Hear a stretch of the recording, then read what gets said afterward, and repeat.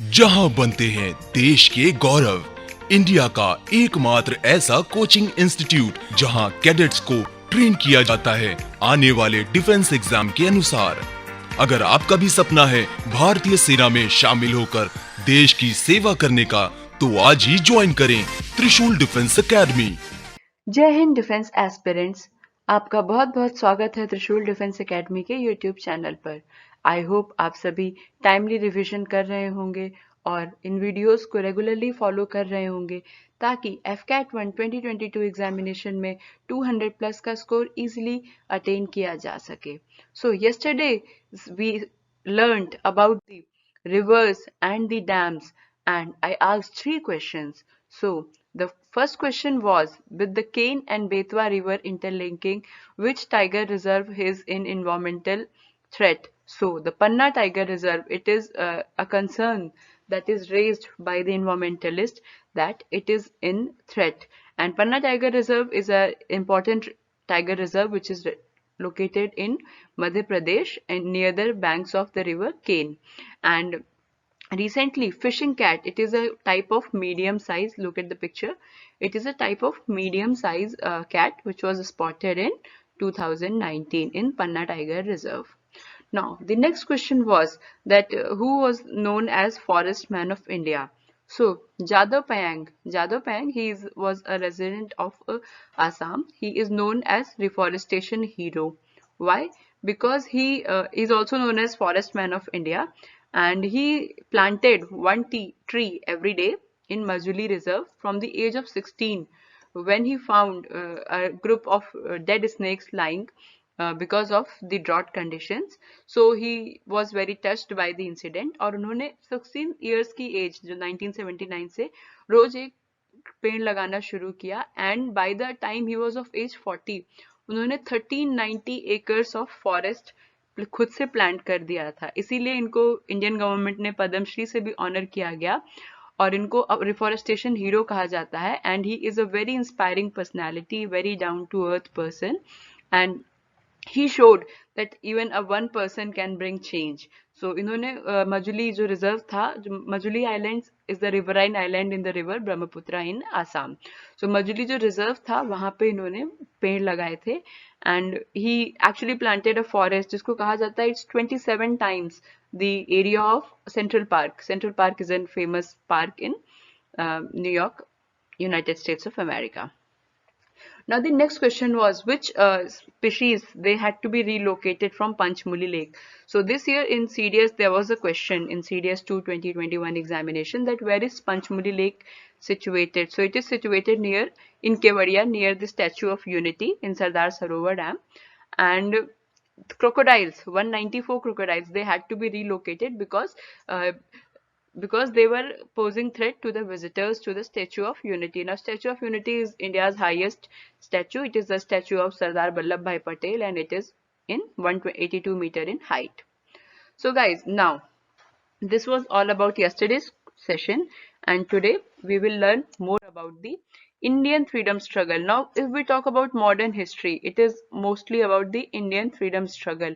What were the different movements?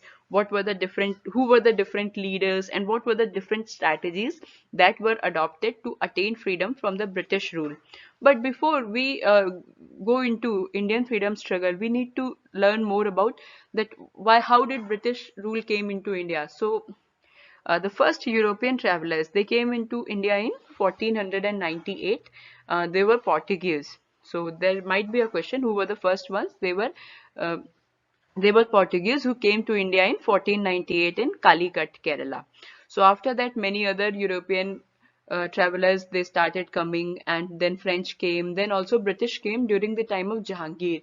If you remember, we learned in the part of Mughal Empire about Jahangir that Sir Thomas Roe, he was the first British ambassador from the England to India, and he visited the court of Jahangir, and that's when the Jahangir, he granted them permission to set up companies and then to do trade with Indian subcontinent. And later on East India Company was established.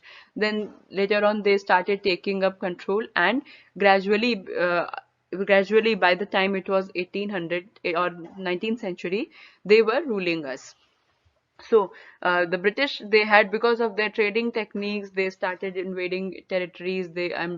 And then they were ruling us. So there was, they were, because they were exploiting our kingdom, our country. They were taking away our resources. So there was wide discontent among the people, and they wanted freedom from British rule. Now, that is why the first sign of rebellion came in 1857 in the form of First War of Independence. Now, what were the triggering factors? So the first one was doctrine of lapse. Doctrine of lapse. It was a policy by Lord Dalhousie, who was the then Governor General of India, and Lord Dalhousie, he had this in policy called doctrine of lapse. Now, under doctrine of lapse, the governors or the rulers of the kingdoms, they could not adopt people as heirs, and if they did not have natural heirs, like natural sons, to succeed after them, that kingdom, that province will be annexed under the Britishers. So especially the Rani Lakshmi Bai of Jhansi, she revolted against this, and because her kingdom was also lapsed under doctrine of lapse, so she obviously was discontent. Now this it was the first armed rebellion, and it has many factors. One was doctrine of lapse. Second one was the use of greased कारतूस. Now कारतूस वो shells होते हैं, armory shells, इसमें guns में use करते हैं. And हुआ क्या था कि they were greased with the fat of cows and pigs, जो कि इंडिया में दो ही मेन रिलीजन थे उस टाइम पे, हिंदुइज्म और इस्लाम, और उन दोनों के ही सेंटिमेंट्स को हर्ट करता था. तो इसलिए Barrackpore is in west Bengal, और वहां पे सिपाही म्यूटिनी हुई, मतलब वहां के सिपाहियों ने रिवोल्ट कर दिया. और क्या कहते हैं, under the leadership of Mangal Pandey, Meerut भी में भी रिबेलियन हुआ था. Other leaders were also there, Tatya Tope, Nanaji of Kanpur. They all revolted. But this First War of Independence, it started on 10th May 1857, but it didn't go on being successful. Why? Because there was lack of leadership on central level. People at that time, the Mughal emperor, last Mughal emperor, Bahadur Shah Zafar, he also protested. Then the kingdom of Awadh, the Nawabs of Awadh, they also protested, and there were rebellions, but they were not centralized. They were basically decentralized. There was lack of leadership on a central level, and that is why this rebellion failed. Now, after that, the Britishers, they issued many acts. One was Vernacular Press Act, where there were restrictions on press to publish certain articles. So after that, in 1885, because there was rising distrust amongst Indians against the British rule, so a retired civil servant, AO Hume, Octavian Oliver Hume, he formed Indian National Congress. It was formed as a safety valve, and initially it was formed with the intent to include more and more Indians into the governance. So initially क्या था कि वो चाहते थे कि धीरे धीरे Indians को जो गवर्नेंस सिस्टम है उसमें इंडक्ट किया जाए, बट लेटर ऑन कांग्रेस का एम फुल इंडिपेंडेंस ही हो गया था. तो जो कांग्रेस के सेशंस बहुत इंपॉर्टेंट हैं, ये क्वेश्चंस बहुत सारे आते हैं एफकैट में, so please note it down. जो पहले जो फर्स्ट प्रेसिडेंट थे वो कौन थे? Vyomkesh Chandra Banerjee, WC Banerjee, he was the first president. And first session कहाँ पे हुआ था? 1885 में मुंबई में. उसके बाद 2 साल बाद मद्रास सेशन में India Congress got its first Muslim president. And उसी टाइम पे, मतलब it was later on realised, because this Britishers they had this policy of divide and rule, so it was realized at that time that Muslim representation के बिना और without the involvement of all the religions, all the people, the freedom is not possible. So Syed Badruddin Taibji, he was the first Muslim president in Madras session of Congress in 1887. Now, first women president कौन थी? First women president थी Annie Besant, 1917 के Calcutta session में. So Annie Besant कौन थी? She was an Irish citizen, and इनको कहा जाता है थियोसॉफिकल सोसाइटी ऑफ इंडिया के लिए भी इनको क्रेडिट किया जाता है. एंड उसके बाद इनका होम रूल लीग एस्टैब्लिश करने में, आगे हम अभी पढ़ेंगे, उसमें भी इनका बहुत बड़ा कंट्रीब्यूशन है. सो एनी बेसेंट थी फर्स्ट वुमेन प्रेसिडेंट. उसके बाद fast forward to 20 years later, 1905 में lord Curzon, the then viceroy of India, guys please keep noting down the viceroy's name I am taking. So 1905 में division of Bengal हुआ. So Lord Curzon, britishers they started this policy of divide and rule and it was basically a policy of Lord Curzon, जिसमें हुआ क्या कि religious basis पे Bengal, the state of Bengal को divide कर दिया गया. वेस्ट बंगाल को उड़ीसा और बिहार के साथ मर्ज करके वेस्टर्न बंगाल प्रोविंस, और ईस्टर्न बंगाल को उसके साथ east Assam and north east के स्टेट्स के साथ करके वेस्ट बंगाल. इसको दो रिलीजियस लाइंस पे डिवीजन था कि ईस्टर्न साइड में मुस्लिम्स एंड वेस्टर्न साइड में, because western regions they were rich in Hindu population. But this caused huge uproar amongst the nationalists because they believed कि if you have to get freedom, it is to be through the unity of both Hindus and Muslims, and that is why this division of Bengal, it was not well received by the Indians, and there were lots of protests, and gradually this thing failed. We'll learn about it in the next slide. The next important step in Indian nationalism movement was in 1906 when All India Muslim League was founded. It was founded to establish and to advocate for a separate electorates for the Muslim representation. Then in 1907 split of INC, जिसको famously बोलते हैं सूरत split, because it was the Surat session of Indian National Congress, and यहाँ पे extremist and moderates में कांग्रेस दो parts में divide हो गई थी. तो extremist leaders कौन थे? लाल, बाल और पाल बोलते थे. So these three leaders were Lala Lajpat Rai, जो पंजाब केसरी न्यूज़पेपर के फाउंडर थे, बाल गंगाधर तिलक, जो कि केसरी और महाराष्ट्र न्यूज़पेपर्स के फाउंडर्स थे, मराठी लीडर थे, and Pal was Vipin Chandra Pal. So what this extremist leaders, they believe कि ब्रिटिशर्स को इंडियन पीपल के इंटरेस्ट का कोई उनको इंडियन पीपल के बेनिफिट का कोई भी इंटरेस्ट नहीं है, and they just wanted complete independence right away from the Britishers' rule. Whereas the moderates they believed they believed in the justice of Britishers, and they believed that things should be done with settled with proper politics discussions, and their method was known as 3Ps. That is 3Ps, 3Ps, that is prayers, petition and protest. So now in 1905 to 1911 एक बहुत ही important movement चला था जिसको स्वदेशी movement बोलते हैं. स्वदेशी movement was the movement of self-reliant, and if अगर हम आगे का देखते हैं तो 2020 में जो इंडियन गवर्नमेंट ने आत्मनिर्भर भारत जो movement launch किया था उसकी इंस्पिरेशन स्वदेशी मूवमेंट से ही आई थी. So it was called to the masses to disregard foreign factory made products. जो इंग्लैंड में उस वक्त इंडस्ट्रियल रिवॉल्यूशन बहुत ही जोरों पे था और वहाँ पे फैक्ट्री मेड गुड्स जो होते थे वो चीप होते थे. तो these British traders, European traders, they would dump all the goods in Indian markets, and उसकी वजह से जो हमारे लोकल मैन्युफैक्चरर्स थे उनको बहुत नुकसान हो रहा था और हमारा बहुत सारा पैसा जा रहा था. सो इसके लिए this was a call, wake up call, कि सारे फॉरेन फैक्ट्री मेड प्रोडक्ट्स को हम डंप करेंगे and we'll use Indian handicrafts and Indian made manufactured goods. और इसके लिए बहुत सारे उस टाइम के रिच पीपल, जमींदार, इन लोगों ने खादी इंडस्ट्री को सेटअप करने के लिए डोनेशंस एंड ऑल दिए थे ताकि नेशनलिज्म प्रमोट कर लिया जाए. उस टाइम पे there used to be long rallies जहाँ पे लोग फॉरेन प्रोड्यूसर्स को कलेक्ट करते थे और फिर उनको जलाते थे. उसको कहते थे विदेशी वस्त्रों की होली. सो दिस मूवमेंट 1905 से 1911 तक चला था. उसके बाद 1909 में मॉर्ली मिंटो रिफॉर्म्स हुए थे. सो इसमें जो एकदम डिजायरेबल चीज नहीं थी वो again communal representation in Indian politics को इंट्रोड्यूस किया था कि मुस्लिम्स के लिए अलग इलेक्टोरेट्स और हिंदूज के लिए अलग. और इसमें कुछ भी ऐसा नहीं था कि कॉलोनियल सेल्फ गवर्नमेंट, ऐसा कुछ भी नहीं था, इसलिए कांग्रेस इसके अगेंस्ट थी. और बट इससे एक चीज हुई कि this act it increase Indian participation in legislative councils, specially at the provincial levels. फिर 1911 में जॉर्ज फिफ्थ जब वो इंग्लैंड के एम्परर बने थे, सो ही विजिटेड इंडिया एंड उस टाइम पे दिल्ली दरबार वाज हेल्ड, एंड इसी दिल्ली दरबार में ही George fifth he announce that Bengal division was cancelled.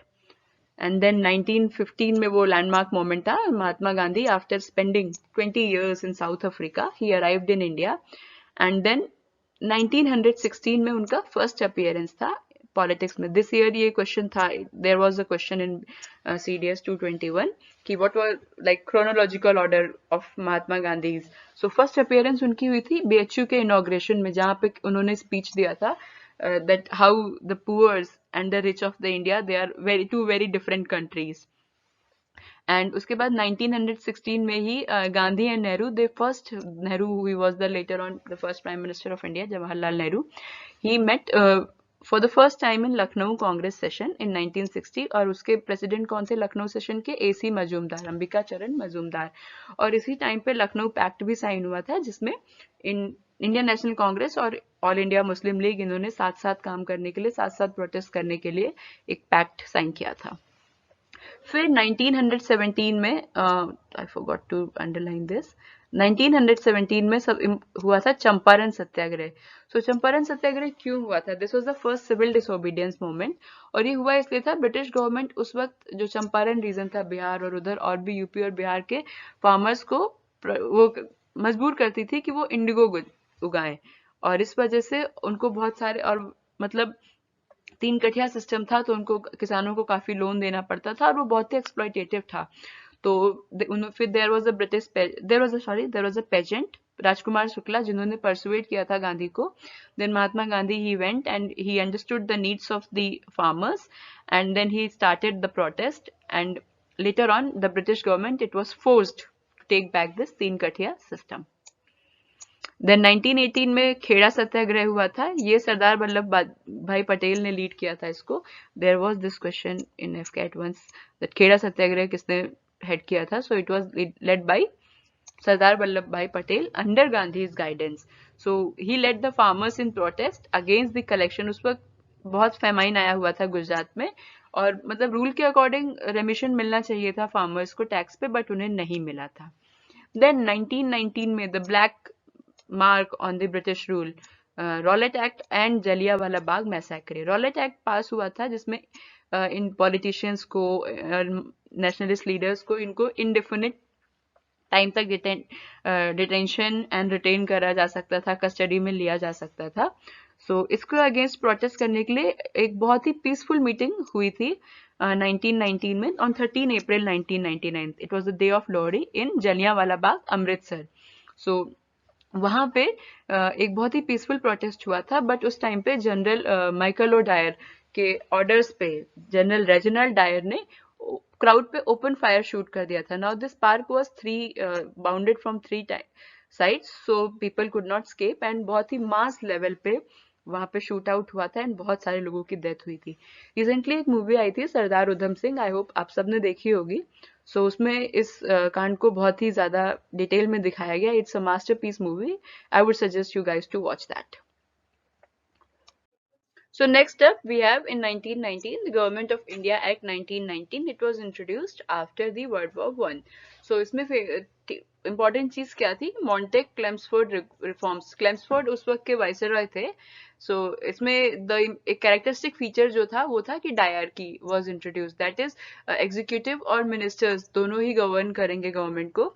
And then the provision of bicameral legislature भी इसी टाइम पे इंट्रोड्यूस हुआ था, और गवर्नर को उस टाइम पे executive head of the province बताते थे। And this line is very important. This act paved way for the establishment of the Public Service Commission in India. Now, उसके बाद one of the most important movements of Indian freedom struggle was 1920 में non-cooperation movement. इसको launch किया था गांधी जी ने, and it was a nationwide non-violent movement to protest against the unjust laws and acts proposed by the Britishers. So इसमें गांधी जी ने सत्याग्रह के लिए किया था that they won't cooperate with the government proceedings, and in this moment it was defined that Swaraj is the ultimate aim. So again this is a one liner जो question में आ सकता है कि swaraj is the ultimate aim कौन से movement में define किया गया था? तो it was in 1920 non cooperation movement. उसके बाद इसमें भी people refuse to buy British goods and encourage the use of handicrafted goods, और इसमें ही खिलाफत मूवमेंट भी मर्ज किया गया था। खिलाफत मूवमेंट क्या था? इंडिया में खिलाफत मूवमेंट टू अली ब्रदर्स, शयाकत और लियाकत और शौकत अली के द्वारा लॉन्च किया गया था। और इसमें मतलब खिलाफत मूवमेंट में आफ्टर वर्ल्ड वॉर वन जो खलीफा था, खलीफा मुस्लिम कम्युनिटी का हेड होता था, सो उसके अगेंस्ट बहुत ही अनजस्ट हो रखी थी पावर, सो उसको अपोज करने के लिए खिलाफत मूवमेंट चला था। इंडिया में अली ब्रदर्स जो थे, शौकत और लियाकत अली, इन्होंने किया था। और 1920 में इसको नॉन कॉपरेशन मूवमेंट के साथ ही मर्ज कर दिया गया था। बट नॉन कॉपरेशन मूवमेंट को गांधी जी को वापस लेना पड़ा क्योंकि ये एक नॉन वायलेंट प्रोटेस्ट था। But in Chauri Chaura, so Chauri Chaura is a region in Gorakhpur of Uttar Pradesh. वहां पे क्या हुआ था कि एक पुलिस स्टेशन को बर्न कर दिया गया था और प्रोटेस्टर्स के द्वारा, जो एंग्री प्रोटेस्टर्स थे, फार्मर्स, और उन्होंने कुछ पुलिस वालों की भी मर्डर कर दिया था। इसकी वजह से यहाँ पे एक्चुअली मर्डर नहीं किया था, प्रोटेस्ट वायलेंट हो गया था, तो द पुलिसमैन डाइड। सो थाने में आग लगा दी गई थी। तो इस वजह से the protest non cooperation movement it turn violent, और इसकी वजह से गांधी जी को ये वापस लेना पड़ा था। सो अगेन पर इसके 1923 में क्योंकि नॉन कॉपरेशन मूवमेंट वापस ले लिया गया था और इसके अगेंस्ट बहुत सारे कांग्रेस के ही लीडर्स थे जो नहीं चाहते थे कि कैंसिल हो, और इसी के चलते जो C R Das, Chittaranjan Das and Motilal Nehru, he was a moderate, इन लोगों ने स्वराज पार्टी बना ली थी उस टाइम पे, और कहा था कि the aim was to attain swaraj and dominion status and obtain the right to frame constitution. फिर 1925 में काकोरी कॉन्स्पिरेसी हुई थी। Kakori conspiracy was it was conducted by revolutionaries against British rule. They robbed a train. The British, it was carrying British treasury, and they robbed it at Kakori station near Lucknow. So इसमें जो थे revolutionaries, Thakur Roshan Singh, Ram Prasad Bismil, Rajendra Nath Lahiri and Ashfaq Ulla Khan, इनको death sentence दे दिया गया था। उसके बाद 1927 में साइमन कमीशन लाया गया था, और इसका प्रोटेस्ट बहुत सारे लोग कर रहे थे क्योंकि इसमें कोई भी इंडियन नहीं था। ये वही रिगार्डिंग गवर्नमेंट एंड ऑल को लेके था, बट अगेन इसमें कोई इंडियन नहीं था, इसलिए इसका प्रोटेस्ट कर रहे थे। और जो लाला लाजपत राय थे, उनको इसमें प्रोटेस्ट के दौरान ही, पीसफुल प्रोटेस्ट था बट उस पर गवर्नमेंट ने लाठीचार्ज कर दिया गया था और उसमें उनको काफी वाउंडेड हो गए थे, एंड देन ही डाइड। सो इस बात को लेके भगत सिंह और राजगुरु, इन लोगों ने जो उस वक्त का पुलिस सुपरिंटेंडेंट था जिसने लाठीचार्ज का ऑर्डर दिया था, स्कॉट, उसको मारने के लिए प्लान बनाया था। But they mistook John Saunders as Scott and killed him instead in 1928। So then again 1929 में हुई थी सेंट्रल लेजिस्लेटिव असेंबली में, अगेन दो रिवोल्यूशनरीज थे, Bhagat Singh and Batukeshwar Dutt. They threw bombs and they raised slogans and then they surrendered. And वैसे भी the government was looking for Bhagat Singh and he surrendered, and after that he was hanged to death in on 23 मार्च 1931। और उसी time पे 1929 में एक जो सबसे characteristic important चीज हुई थी वो था पूर्ण Swaraj resolution by Congress in Lahore session.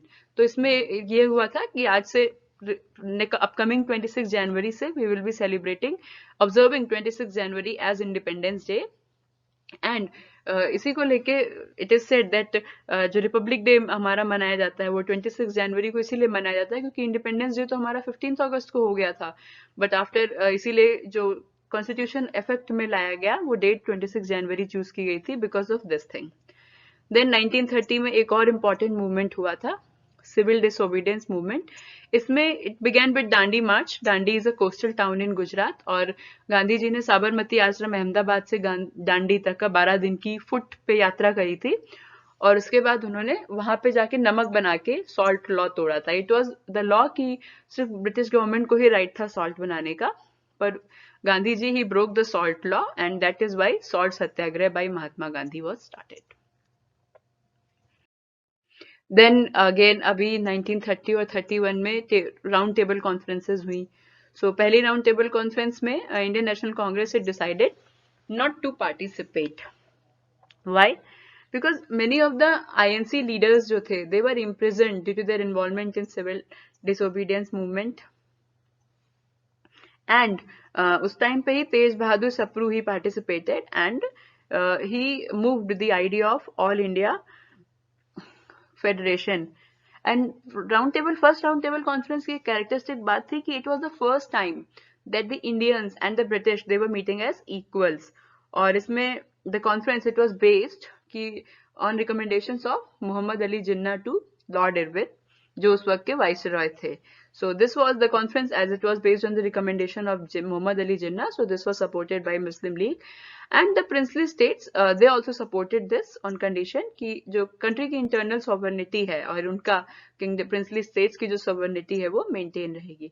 But still ये conference failure थी बिकॉज इसको आईएनसी ने पार्टिसिपेट नहीं किया और इससे ब्रिटिश गवर्नमेंट को एक बात तो समझ में आ गई कि अगर इंडिया में उन्हें कोई भी रिफॉर्म्स या मतलब गवर्नमेंट बनाने को लेके कुछ रूल्स एंड लॉज लाने हैं तो उन्हें कांग्रेस का सपोर्ट तो चाहिए ही होगा. Then 1931 was a year of many happenings और इसमें पहली चीज जो हुई थी वो थी गांधी इरविन पैक्ट. इसमें गांधी इरविन और जो उस वक्त के वाइसरॉय थे लॉर्ड इरविन, इन्होंने एग्रीमेंट साइन किया था कि सेकेंड राउंड टेबल कॉन्फ्रेंस के पहले कि गांधी जी ने साइन किया था कि okay he will discontinue the salt march, जो सिविल डिसोबीडियंस और सॉल्ट लॉ ब्रेक कर रहे थे वो he will discontinue and the INC that Indian National Congress ये जो है सेकेंड राउंड टेबल कॉन्फ्रेंस में पार्ट लेगी. उसके बाद कराची सेशन हुआ था इंडियन नेशनल कांग्रेस का, तो it held from March 26 to 31 and इसके प्रेसिडेंट कौन थे? Sardar Patel. So guys if you want, please write down in the comment section if you want a separate videos of the important session of the Congress and the presidents and their characteristic resolutions that were taken. Please let us know in the comment section. And उसमें the Congress it adopted a resolution known as Karachi Resolution जो कि fundamental rights और economic policy पे था. We'll learn more about this in the polity section of the in the upcoming sessions. Now second round table conference जो थी वो हुई थी 7 नवंबर 1931 को और इसको as promised Gandhi ji, Sarojini Naidu, Madan Mohan Malviya, Ghanshyam Das Birla, sir Mirza Ismail दीवान जो कि उस वक्त के दीवान थे मैसूर के, मोहम्मद इकबाल, सर सैयद अली इमाम और एसके दत्ता ने अटेंड किया था. फिर 1931 में फोर्थ इंपॉर्टेंट हैपनिंग जो थी वो भगत सिंह, राजगुरु एंड सुखदेव को दे वर हैंग्ड टिल डेथ ऑन 23 मार्च 1931 और इस डेट को हम लोग एज अ मार्टिर्स डे ऑब्जर्व करते हैं. नाउ 1932 में पूना एक्ट साइन हुआ था. ये एक्ट क्या था? It was sign by Pandit Madan Mohan Malaviya and doctor B R Ambedkar. So I have a question for you guys कि डॉक्टर बी आर अम्बेडकर जब later on what was his role in the formation of constitution? If I want the specific what was his role and what was his designation in the constituent assembly to reserve, it was signed by now coming back to the Pune Act, it was signed by Pandit Madan Mohan Malviya and Dr. B.R. Ambedkar to reserve separate electorates for people from depressed class. As we know उस time पे untouchability बहुत ही मतलब prevalent थी और काफी सारे लोग मतलब कास्ट सिस्टम बहुत ज्यादा जोरों पे था, लोअर कास्ट को लोग बहुत ही नीची नजरों से देखते थे और इसीलिए गांधी जी ने भी काफी अनटचेबल्स को हरिजन बुलाया था, द पीपल ऑफ गॉड. और इसी चीज को ब्रिज करने के लिए जो गैप था उनको एक सेपरेट उनको एक हमारे बराबर लेवल पे लाने के लिए क्या डॉक्टर बी आर अम्बेडकर ने ये डिप्रेस्ड क्लास एसोसिएशन बनाया था और इसमें यही था कि सेपरेट इलेक्टोरेट्स होंगे डिप्रेस्ड क्लास पीपल के लिए. नाउ 1935 में गवर्नमेंट ऑफ इंडिया एक्ट 1935 फिर से आया था और इसका जो एक कैरेक्टरिस्टिक फीचर ये था कि इट एंडेड डायरकी और इसमें it established federation of India to be made up of provinces of British India and some और all of princely states. But the thing was उस टाइम पे इतने प्रिंसली स्टेट्स थे नहीं, so this was also not very successful. Then 1939 में all India forward block जो कि एक लेफ्ट विंग नेशनलिस्ट पार्टी थी और इसको फॉर्मेशन हुआ नेताजी सुभाष चंद्र बोस से, क्योंकि उस टाइम पे he was the president of Indian National Congress but because of some rifts he resigned उनके ideologies because he was more of a person extremist kind of person and that is why Netaji Subhash Chandra he had a very important role in the formation of Indian National Army. He formed Indian National Army along with Japan and the surrendered soldiers of British Indian Army and to attain freedom. So that is when 1939 में he formed he formed All India Forward Bloc. Now 1940 में अगस्त offer आया था by Lord Lilith-Glo. Now Lilith-Glo was the viceroy at that time and what was the August offer? It was rejected by INC and Indians and it was a fresh proposal which promised the expansion of executive councils to include more Indians. Now again, one more important movement, guys, please note it down. Non-cooperation movement, civil disobedience movement and quit India movement. और उसके अलावा जो सत्याग्रह थे, चंपारण सत्याग्रह, स्वदेशी movement, Kheda सत्याग्रह, इन सब से related एक ना एक क्वेश्चन रहता ही है एफकैट में. सो प्लीज इनको इस वीडियो को एक बार फिर से देख ले और इसको रिवाइज कर लेना टाइमली, और इसको अपने अकॉर्डिंग शॉर्ट नोट्स बना लेना. देयर आर थिंग्स जो मैंने मतलब इसमें प्रेजेंटेशन में नहीं लिखी हैं, but I have said verbally. So please उसको भी नोट कर लेना, because this whole video is very important. The Indian freedom struggle से रिलेटेड एक ना एक क्वेश्चन तो पक्का रहता ही है एफकैट एग्जामिनेशन में. नाउ 1942 में क्विट इंडिया मूवमेंट था, and it was also known as August movement. Again it's a one liner, and it was launched by Mohandas Karamchand Gandhi to bring an end to the British rule India. इसको हिंदी में भारत छोड़ो आंदोलन इसी को कहते थे, and it was clear cut demand that the British rule should end in India right now. So now 1942 में crisp mission आया था जो ब्रिटिश गवर्नमेंट ने भेजा था to India in March 1942, and it was to obtain Indian cooperation for British war efforts in Second World War. India की जो position थी उस वक्त पे वो बहुत ही क्रूशियल थी, and allied powers British government पे बार बार प्रेशर डाल रही थी कि इंडिया को शामिल होना चाहिए वर्ल्ड वॉर 2 में, क्योंकि बहुत ज्यादा चांसेस थे कि जापान इन्वेड कर देगा. इधर Netaji Subhash Chandra Bose was also working with the Japanese army and against the britishers. So and he had formed INA. So बहुत ज्यादा चांसेस थे कि it will invade. Later on हुआ भी, नॉर्थ ईस्ट में बैटल ऑफ कोहिमा हुई, the battle of tennis court जिसको बोलते हैं.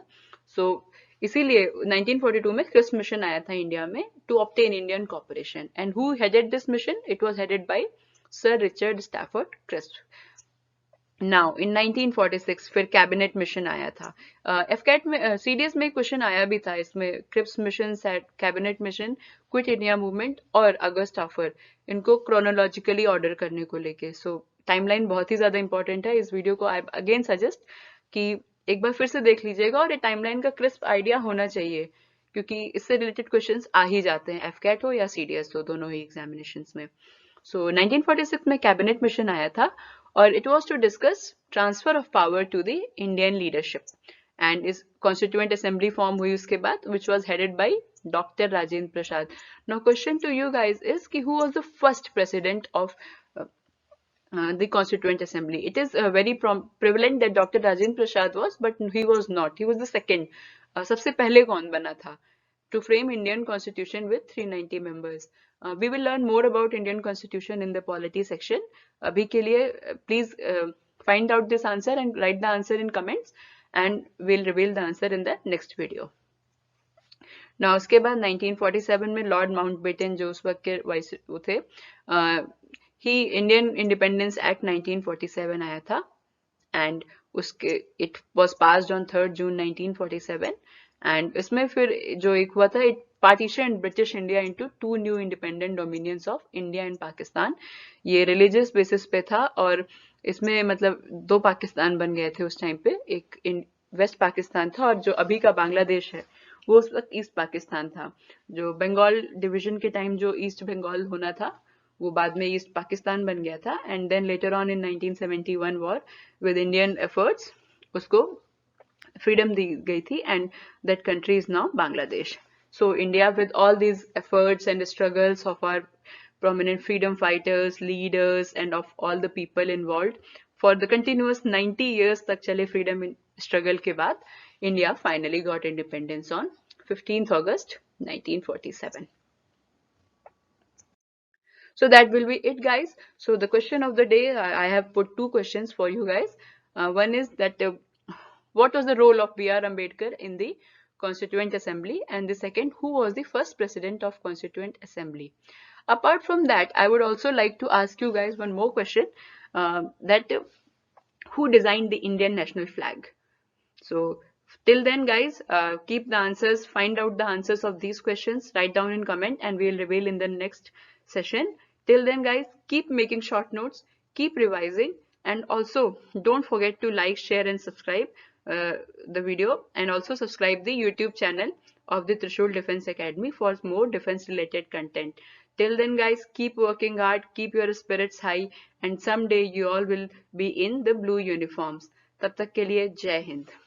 जहां बनते हैं देश के गौरव, इंडिया का एकमात्र ऐसा कोचिंग इंस्टीट्यूट जहां कैडेट्स को ट्रेन किया जाता है आने वाले डिफेंस एग्जाम के अनुसार।